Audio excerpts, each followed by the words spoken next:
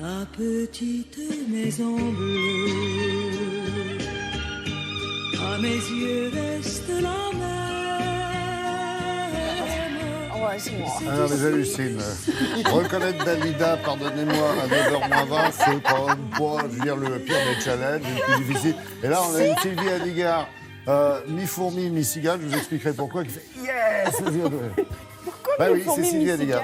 Bah parce que quand la bise, je suis venue. Là, c'est son t-shirt. Comment ça va, ma Sylvie? Ça va très bien. Moi, je suis très content que vous soyez là pour nous présenter cet élément de notre patrimoine très important et pourtant très méconnu. Oui. Bah oui, c'est une maison bleue qui n'est pas adossée à la colline, mais qui est quelque part sur l'ouest de la France, c'est ça? Oui, à Dives-sur-Mer, en Normandie. Dives, c'est de là d'où sont parties les armées de Guillaume le Conquérant? Sûrement. Mais oui. Mais oui, bien sûr. Mais oui, Mais vous si je savez vous bien, le dis. les chiffres et l'histoire, vrai. c'est un peu compliqué. C'est vrai. Mais bon, alors, Heureusement, vous maîtrisez l'anglais. complètement. Vous avez d'autres pièges? Ouais. Alors, cette maison bleue, comme vous disiez, elle a été construite par un monsieur qui s'appelle Dacosta, Euclide Dacosta. Il n'est pas architecte à la base, Non. il est maçon, Maçon, il vient ouais, c'est ça. du Portugal, il s'installe à Dives-sur-Mer dans les années 30, il prend la nationalité française en 1947.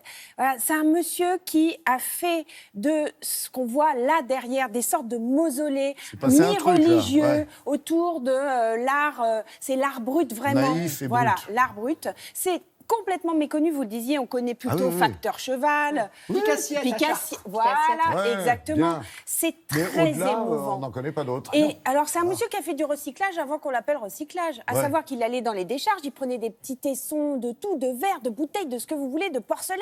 petits Et là, cylindres, il faisait tessons, cette ouais. mosaïque magnifique. Gaudi aussi, ça vous dit ça, non? Mais oui, tout à fait. Barcelone, alors. Barcelone. Voilà. On y est allé. Et moi, ça Ou m'a à beaucoup... Barcelone? Ah bah non, pas encore. Mais je veux bien y aller. Je vous interdis de sortir du territoire. Regardez, patrimoine français. Hop.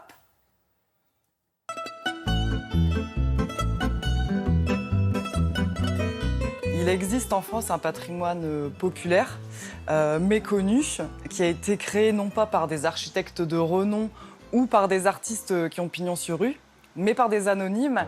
En Normandie, on a la chance d'avoir la Maison Bleue.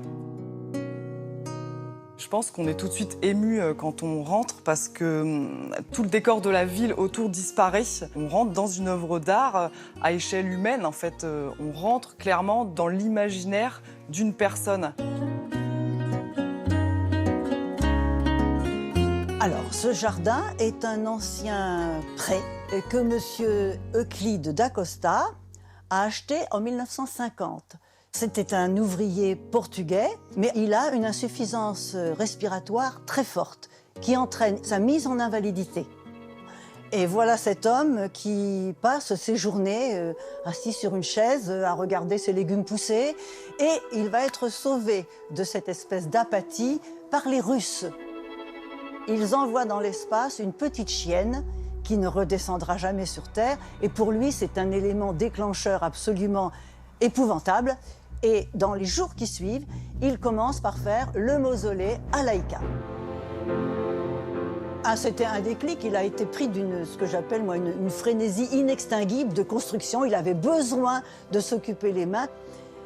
Il allait sur les décharges avec son vélo, sa remorque. Il récupérait tout ce qu'il pouvait récupérer. Alors aussi bien des paniers à salade, vous voyez, de la porcelaine, toute la vaisselle cassée, porcelaine, faïence et tout. Il mettait tout ça dans la remorque. Il arrivait et il passait des heures et des heures à couper dans son atelier en petites tesselles, en petits tessons. Alors il n'a jamais rien acheté, sauf les sacs de ciment.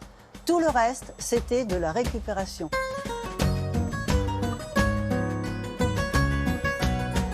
Il était d'accord pour que tout le monde vienne voir. Il avait fait un petit trajet, etc.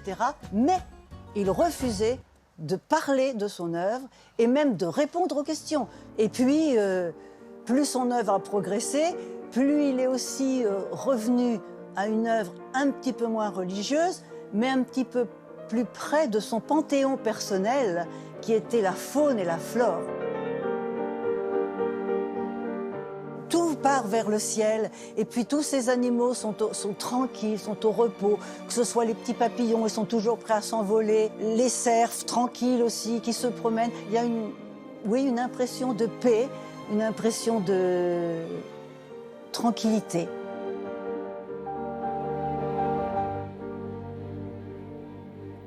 Maison Bleue, Sylvie, qui fait partie de la liste Berne. Oui, Mission exactement. Berne. Alors, des travaux estimés à 750 000 euros, ça veut dire qu'il faut participer pour sauvegarder ce patrimoine. Il y a une verrière à mettre, donc c'est voilà. Et puis cette mosaïque, il faut des gens spécifiques pour la rénover. Donc voilà, c'est un beau travail en perspective. On les aide. Une petite annonce, si on a le temps. Une petite annonce, oui. Notre-Dame. On a parlé de la province, et bien Paris avec Notre-Dame. L'inverse. Et C'est bon, ça. sachez que le Mobilier National expose le tapis du cœur de la cathédrale Notre-Dame. C'est là ce week-end. Donc c'est au Mobilier National, c'est la petite rue sur le côté de l'avenue des Gobelins. D'accord. On rentre par là. À C'est droite quand même ou à notre. gauche, je me souviens plus. C'est à droite. Elle est pas bonne C'est en géographie non plus. Quand même.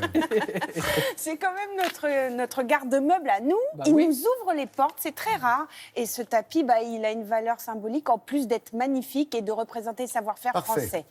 Merci beaucoup, Sylvie. Vous êtes un petit peu dissipée. Je vous laisse aller vous détendre là-bas et Mais rencontrer j'ai le droit votre de public, rester, chérie. non, ou pas Oui, Ouais. bien sûr. Et, Mais j'arrive.